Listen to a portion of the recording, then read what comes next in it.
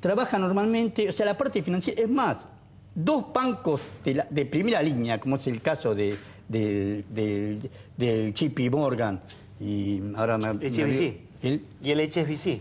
Van a colocar títulos del famoso Bonar de 24, que salió mal en diciembre, van a salir a colocar títulos de deuda argentina. O sea que la Argentina está en los mercados de capitales operando normalmente. Es más, los títulos argentinos, como tienen un alto rendimiento en dólares, y la tasa internacional está muy cercana al cero, son comprados y son demandados en el mundo. O sea que ese default selectivo no es, digamos, es muy selectivo, muy parcial, muy pequeño y no incide en la economía argentina. Pero detrás de todo eso, porque esto es el corto plazo, detrás de todo eso está el largo plazo. El largo plazo es que la Argentina tiene que saber a qué se va a dedicar en más, qué vamos a producir, qué trabajo vamos a generar, cómo vamos a desarrollarnos.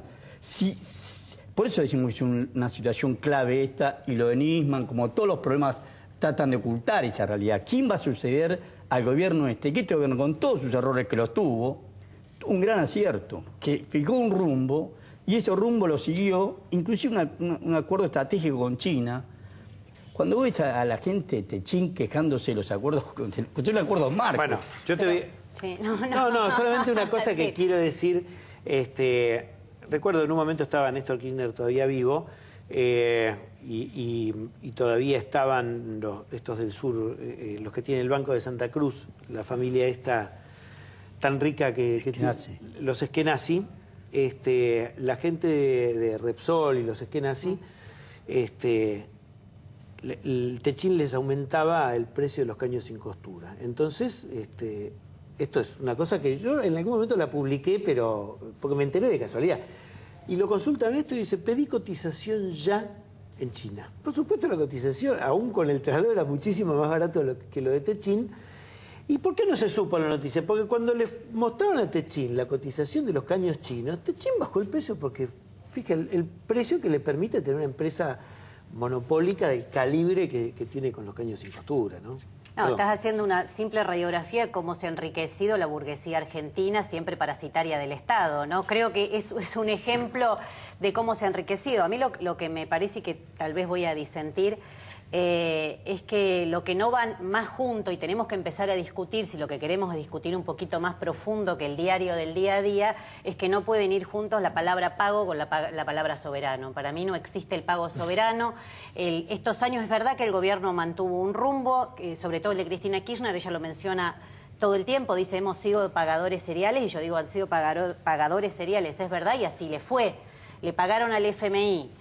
La deuda en el 2005, si no me equivoco, era de 126.000 millones, pagaron 200.000 millones y vuelve a ser de 215.000 millones. Es decir, se ha ido una sangría enorme hacia el exterior de fondos y la deuda sigue aumentando. Ahora, Miriam, ¿ustedes mandaron gente a la asunción del gobierno de Syriza?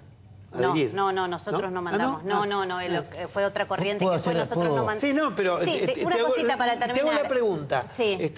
¿Vos ves con buenos ojos el rumbo que está tomando Syriza en el diálogo para tratar de salir? Veo que un peligroso, realmente muy peligroso, porque asumió con muchas expectativas de que, creo que la mayor parte que los votó es que no iban a pagar esa deuda usuraria, y realmente está yendo cada vez más a una negociación que no trae otra cosa que ajuste hacia el pueblo trabajador. Nosotros estamos por la anulación de la deuda en Grecia, nos parece una deuda completamente fraudulenta, y en la Argentina lamentablemente es lo que se ha dejado de discutir. Tenemos incluso, la Argentina como en todo tenemos algo original, que no es el dulce de leche, sino es el fallo del juez Ballesteros. Tenemos un fallo judicial a partir de la denuncia de Olmos que dijo que es una deuda fraudulenta, que no pueden comprobar cómo se hizo, que la contrajo la dictadura.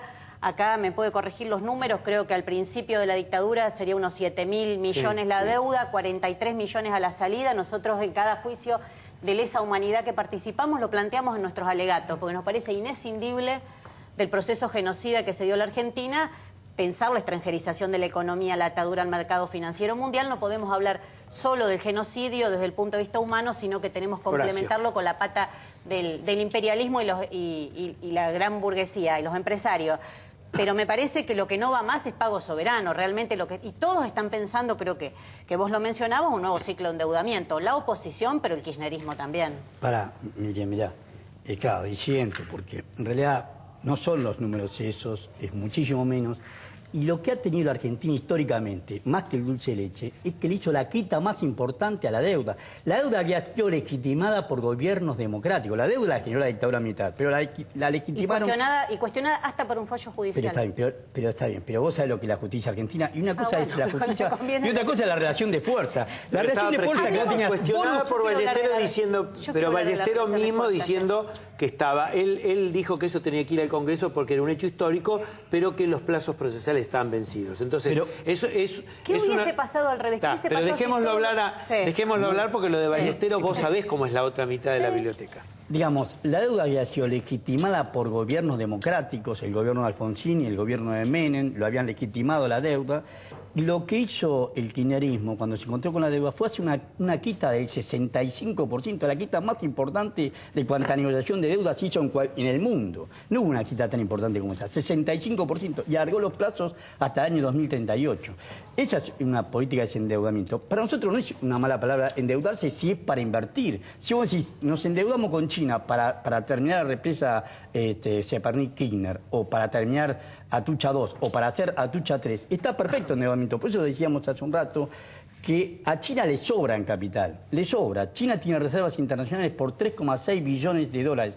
Nosotros producimos un poco más de 500.000 millones de dólares por año.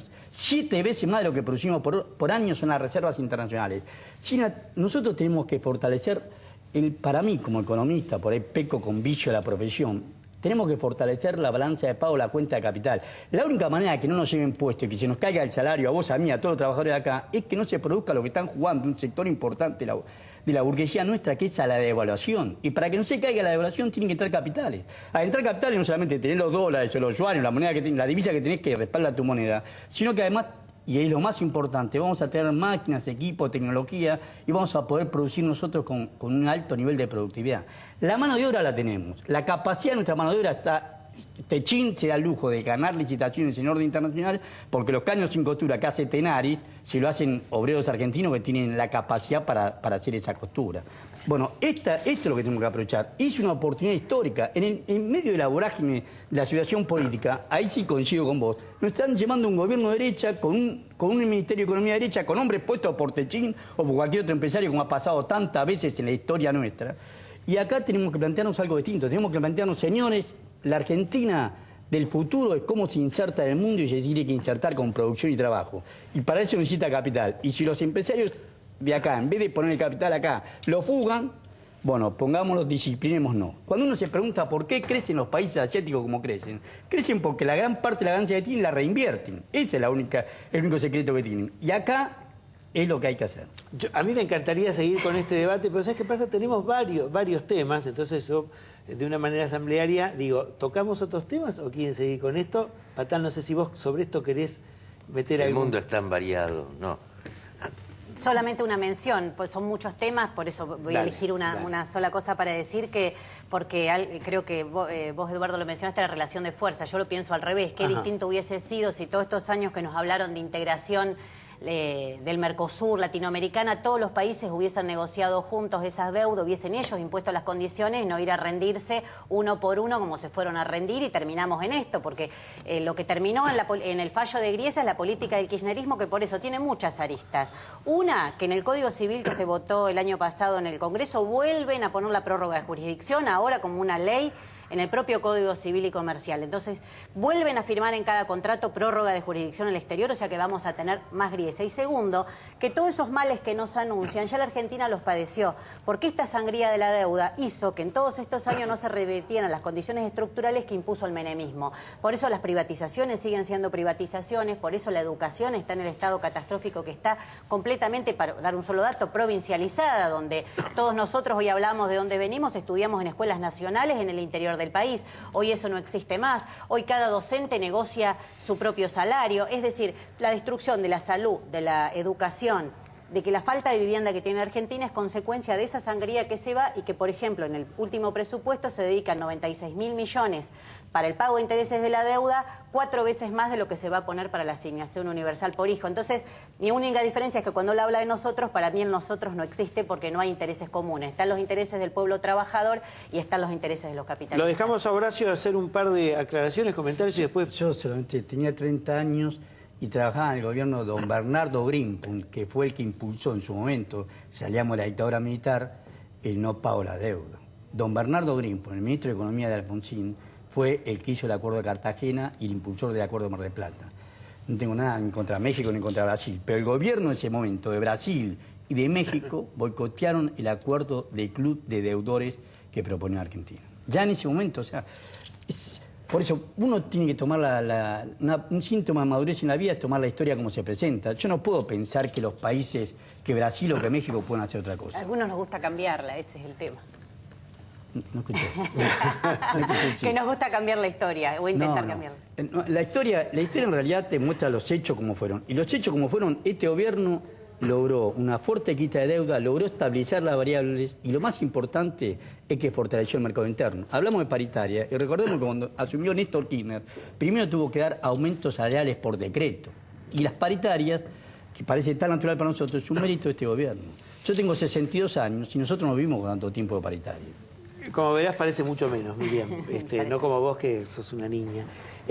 Ahora sí les pido, quiero volver un poco al tema de otra de las deudas de la democracia, que es esta historia de los servicios inteligentes. Yo estaba pensando recién, Ricardo, si la fuga de capitales no podría ser controlada por un buen servicio de inteligencia. Imagínate que la cifra de fuga de capitales son, ¿cuánto? $250.000 millones de dólares. Oficialmente, según Gallego, 400.000. Bueno, y nunca, no se sabe quiénes son, ni dónde la llevan. Y yo digo, ya que dicen que hay 600 espías de calle y 1.200 de escritorio, con tener 50 destinados a las mesas de dinero, estas cosas, podríamos saber muchísimas cosas. Digo, ¿qué pasa con los servicios de inteligencia descarnadamente? ¿Le sirvieron al kirchnerismo para hacer buena parte de su política y pensaban que iban a seguir subterráneo y explotaron?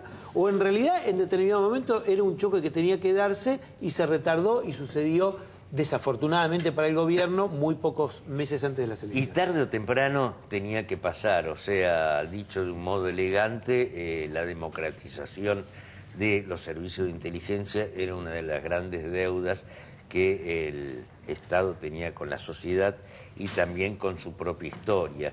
En ese sentido, hablemos de otras grandes deudas y en ese sentido pensemos en las Fuerzas Armadas y también pensemos en las fuerzas de seguridad. Afortunadamente, en cuanto a las primeras, a las Fuerzas Armadas, estas han sufrido un proceso, no sé si democratización, pero de achicamiento, porque, digamos, en los gobiernos posteriores a la dictadura, fundamentalmente en el gobierno de Menem de pronto descubre que las Fuerzas Armadas afortunadamente no tenían una gran utilidad en el proyecto de país que él pensaba construir, puesto que estas Fuerzas Armadas para ese proyecto ya habían hasta 1984 dado todo de sí. En cuanto a la fuerza de seguridad, que a diferencia de las Fuerzas Armadas, bajo el imperio de la democracia, controlan y siguen controlando el territorio, ese problema, como ya se ha visto y como se ve cíclicamente y como se ha visto por última vez durante las rebeliones policiales del año pasado y como se sigue viendo... De diciembre de 2013. De diciembre pues ya del estamos 2013. avanzados el 2015. Exactamente. Es un problema que aún subsiste y que es otra de las grandes deudas que el Estado tiene con la sociedad y con su propia historia. Ahora bien, dijimos que las fuerzas de seguridad controlan el territorio. Y los servicios de inteligencia, ¿qué es lo que en realidad controlan? Controlan el secreto, ¿no? Y el secreto es difícil reformar un mundo cifrado en la oscuridad y el secreto. Y los resultados están a la vista. Los resultados están a la vista y, de algún modo, y esto Miriam lo debe saber bien, un caso testigo es el caso AMIA. El caso AMIA fue, entre otras cosas, fue entre otras vilezas, fue entre otras indignidades, un campo fértil para que los servicios de inteligencia dirimieran sus internas. O sea, digamos, el problema no es que los servicios no es solamente que los servicios de inteligencia que tendrían que servir al Estado, o mejor dicho, al gobierno, dado que es un organismo que depende de presidencia, no les sirvan y hasta conspiren contra presidencia.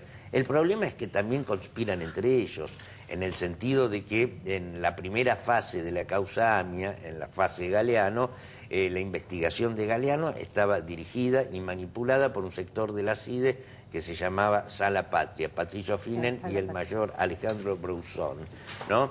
O sea, digamos, esos articulan en complicidad con el gobierno y en complicidad con, como dice Brzezinski, con los propietarios del edificio. Una buena definición. Que es una buena definición, la pista policial, que no tenía otro objeto que encubrir la verdad. Una vez que se cae eso, aparece en escena el sector que desde hace más o menos 2 décadas rivalizaba con el grupo Sala Patria, que en ese momento se llamaba Grupo Estados Unidos. Esto no eran otros que Estiuso y compañía, que de algún modo... y el nombre también le caía muy bien, ¿no? El nombre por la calle. Sí, exactamente. Nos quedan 2 minutos, Patán, y no quiero dejar de preguntarle a Miriam qué pasó en las elecciones internas para autoridades provinciales en Mendoza. Ahí el PTS había puesto un diputado que era un caño. Que demostró ser un caño. Nicolás del Caño, del PTS, bueno, fuimos obviamente al Frente de Izquierda, pero Nicolás del Caño encabezaba la lista y resultó elegido segundo este domingo. Primero salió un frente enorme que va desde Libres del Sur de Victoria Donda, pasando por el PRO hasta los radicales. Y segundo salió elegido Nicolás del Caño con el 15% de los votos y el tercero fue el candidato de Scioli con 9%. Así que estamos muy contentos y también demuestra que hay un sector, porque esto en Mendoza se vio muy categóricamente, de trabajadores, de estudiantes, sobre todo trabajadores muy precarizados, con sueldos bajos de los barrios populares, que deciden que la salida tiene que ser por izquierda. Y para nosotros un orgullo porque no cambiamos nuestros discursos, somos muy claros lo que pensamos y que se nos acompañe quiere decir que hay un sector del pueblo trabajador que empieza a ver esto, de que la salida tiene que ser En por este izquierda. acuerdo con el Partido Obrero del PTS, a vos te toca ahora hacer el enroque con Pitrola en julio, Sí, plena época de campaña. sí, y sí, sos precandidata a jefa de gobierno por la Ciudad de Buenos Aires. No nos queda tiempo para un tema que yo se lo digo. Por estos días se vive un microclima en la política muy alimentado por los medios de comunicación, que creo que lo definía muy bien Regendorfer al principio, que los casos policiales en general se prestan para mezclar la ficción y la realidad que los mismos investigadores, jueces, fiscales, policías alimentan. Y también algo que yo quiero decir, también los medios de comunicación. Hoy día casi todos los medios de comunicación tienen en automático cuál es el rating, canales de cable, cuál es el rating. No hay con qué darle a los temas policiales, sean del poder o sean de un barrio marginal. Entonces, me parece también que con el inicio de las clases, con el inicio de las sesiones ordinarias, también los periodistas, los medios de comunicación, sobre todo quienes tienen poder en los medios de comunicación, tienen que ponerse el guardapolvo blanco, tienen que sentarse a debatir y tienen que aceptar que esto es una república, un país democrático. Y la verdad, estas cosas de si el golpe o el contragolpe, que se está alimentando tan variadamente, la verdad a la sociedad no le hace un carajo de bien. Un carajo de bien. Me hubiera encantado hablarlo con ustedes, pero bueno, nos quedamos ahí en algunos temas vitales. Gracias, Patán, gracias, Miriam, gracias, Horacio. Gracias a vos por acompañarnos, nos reencontramos la semana que viene.